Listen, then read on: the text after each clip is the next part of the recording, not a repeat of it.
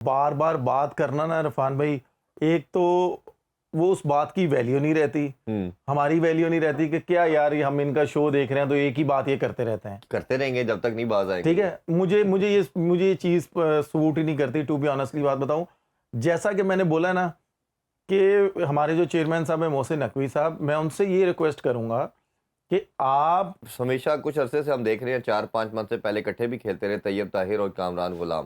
اب یہ دونوں ملتان سلطان میں بھی ہیں. اب پریفرنس دی جا رہی ہے، ہم دیکھ رہے ہیں کہ کامران غلام کو زیادہ دی جا رہی ہے اور وہ پرفارم بھی نہیں کر رہے. اور طیب طاہر جو پاکستان میں او ڈی اور T20 میں بھی سم ہاؤ اسکواڈ کا پارٹ ہوتے ہیں، وہ نہیں کھلایا جا رہا. اس حوالے سے کیا آپ کی رائے؟ دیکھیں، جیسا کہ میں نے آپ کو پہلے بھی لاسٹ 2-3 انٹرویوز میں بولا، وہ بار بار بات کرنا نا عرفان بھائی، ایک تو وہ اس بات کی ویلیو نہیں رہتی، ہماری ویلیو نہیں رہتی کہ کیا یار ہم ان کا شو دیکھ رہے ہیں تو ایک ہی بات یہ کرتے رہتے ہیں، کرتے رہیں گے جب تک نہیں باز آئیں گے. ٹھیک ہے. مجھے یہ چیز سوٹ ہی نہیں کرتی. ٹو بی آنیسٹلی بات بتاؤں، جیسا کہ میں نے بولا نا کہ ہمارے جو چیئرمین صاحب ہیں محسن نقوی صاحب، میں ان سے یہ ریکویسٹ کروں گا کہ آپ چیف سلیکٹروں سے پوچھیں، آپ مینٹوروں سے پوچھیں کہ بھائی آپ لوگوں نے اس بندے کو گرین کیپ دی، یہ ہر ٹور پہ پلینگ 11 کا حصہ بنتا ہے، لیکن فرنچائز کرکٹ میں یہ کیوں باہر بیٹھا؟ یہ ہے فیصل اکرم. میں یہی چیز تو میں کہہ رہا ہوں کہ عمیر بن یوسف ہے، عمیر بن یوسف ہے کراچی ٹھیک سے، ہے.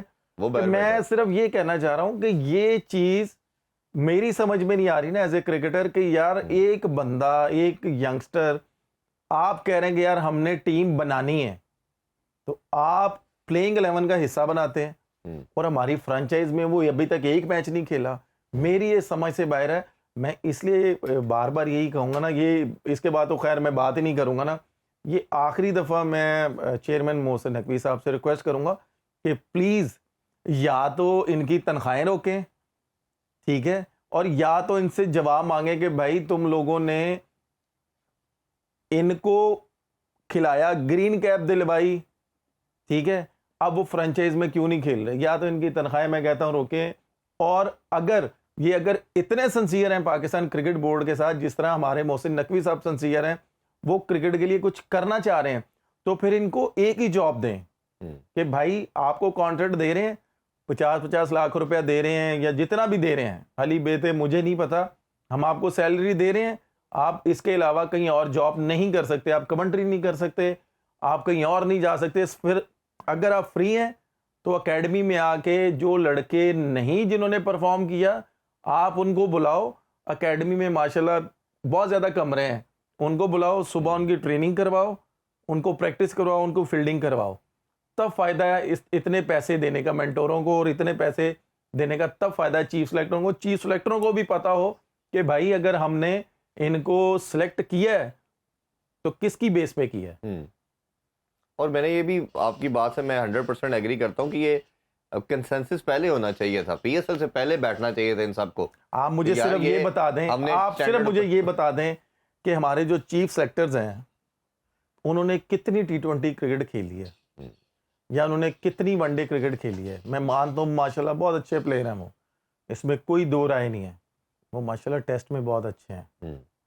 اسد شفیق نے بھی بہت کم کھیلی نہیں، بلکہ اظہر علی کی بھی زیادہ کیریئر تو ٹیسٹ میں ہی ہے، ٹھیک ہے. او ڈی اے میں تھوڑا آپ یہ دیکھیں کہ آپ ایک طرف یا تو پھر ٹیسٹ کی، ون ڈے کی اور T20 کی، جیسے ہم آپ کہہ رہے ہیں جی ٹیمیں ہی علیحدہ کر دیں، تو پھر ان کی سلیکشن کمیٹی بھی آپ علیحدہ کر دیں کہ بھئی ٹیسٹ کی ٹیم اناؤنس ہوگی تو یہ اسکواڈ، یہ جو سلیکٹرز ہیں یہ کریں گے، ون ڈے کی ٹیم اور T20 کی ہوگی تو یہ سلیکٹر ہیں. ویسے بھی تو اتنا پیسہ ہم دے ہی رہے ہیں تو تھوڑے سے اور پیسے دے دیں گے تو اس میں کیا فرق پڑے گا. ویسے ایک اپڈیٹ ہے اور سم ہاؤ کہہ لیں انسائیڈ نیوز ہی کہنا چاہیے، مائک ہیسن کا نام آ رہا ہے جی ہیڈ کوچ کے لیے، جو اسلام آباد یونائٹیڈ کے کوچ ہیں، اور میری نظر میں یہ بیسٹ آئیڈیل کینڈیڈیٹ بھی ہیں، کیونکہ ہم نے دیکھا کہ پہلے مکی آرثر کو ہٹایا، پھر ہم نے گیری کرسٹن کو ہٹایا.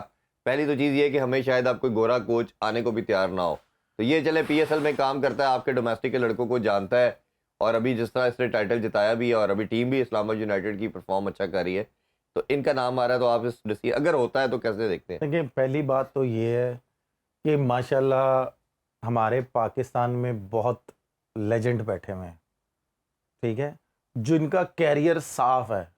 میں تو ایز اے پاکستانی پہلے بولوں گا کہ بھائی اس کو لے کے آؤ, ٹھیک ہے. یہ آپ نے بڑا خطرناک سوال کر دیا ہے, جواب کے اندر سوال کر دیا. وہ یہ آپ ہی کہتے ہیں کہ جی یہ تھوڑے عرصے کے بعد ہمارے کوچز جو ہیں یہ جب بنتے ہیں تو ان کے 5-6 فیوریٹ ہو جاتے ہیں, 5-6 سے نفرت ہو میں جاتی ہے. یہی بات مجھے کمپلیٹ کرنے ہاں, تو دیں. وہ آپ پھر آپ نے نہیں, وہ میرا آپ نے بات جواب کر کے نہیں میں مجھے پہلے بات کمپلیٹ کرنے تو دیں. ٹھیک ہے جی, آپ پہلے یہ دیکھیں کہ جن کا کیریئر تھرو آؤٹ صاف ہے ٹھیک ہے جی, آپ ان کو ہیڈ کوچ لے کے آئیں, اور خدارا اس کو صرف یہ بتائیں کہ بھائی تمہیں اللہ کا واسطہ ہے پاکستان ٹیم بنانی ہے, یاری دوستی. نو ڈاؤٹ اس ٹائم بڑے بیٹھے ہوئے ہیں کہ جی اس کا سسر ہے, یہ اس کا سسر ہے, اس کا بیسٹ فرینڈ ہے. بھائی جو پاکستان کے لیے بیسٹ کر سکتا ہوگا میں اس کوچ کو بولوں گا کہ بھائی وہ ٹیم پلینگ 11 میں لے کے جائے, 15 میں لے کے جائے, پھر فائدہ ہوگا. اگر جیسے آپ نے بولا ہے کہ یار میں بولتا ہوں, بھائی میں ابھی بھی بولتا ہوں, اس میں کوئی 2 نمبر بات ہی نہیں ہے کہ بھائی اگر کوئی کوچ بنتا ہے اس کے اپنے 5-6 فیورٹ ہو جاتے ہیں. بھائی وہ 5-6 فیورٹ آپ نے اپنے نہیں بنانے. اگر وہ 5-6 فیورٹ پاکستان کے لیے بہتر ہوتے ہیں نا تو میں سب سے پہلے ہاتھ اٹھاؤں گا بھائی ان کو لے کے جاؤ. کوئی ایک نام آپ کے مائنڈ میں ایسا کوچ آتا ہے جس کو آپ نے ڈومیسٹک میں دیکھا ہو یا انٹرنیشنل لیول پہ جو ایسا آیا ہو کہ جو کسی طرح فیوریٹزم نیپوٹزم میں نہیں جاتا اور سب سے پہلے ٹیم کو آگے رکھتا ہے اور جینون میرٹ پہ ہر بات کرتا ہے, کوئی آتا ہے مائنڈ میں نام؟ دیکھیں میں 15-20 سال سے آپ ڈومیسٹک اور انٹرنیشنل سرکٹ میں ہیں, آپ کو تو سب پتا ہوگا. میں دیکھیں یہاں پہ ایک نام لوں گا کہ جو کرکٹ کے ساتھ اور اپنی جاب کے ساتھ بہت سنسیئر ہے. خواہ میں ان کے ساتھ ایز اے کوچ نہیں کھیلا, یعنی کہ وہ میں ان کے انڈر نہیں کھیلا, لیکن ایز اے پلیئر میں کھیلا ہوں اور انہوں نے کوچنگ بھی کی ہے.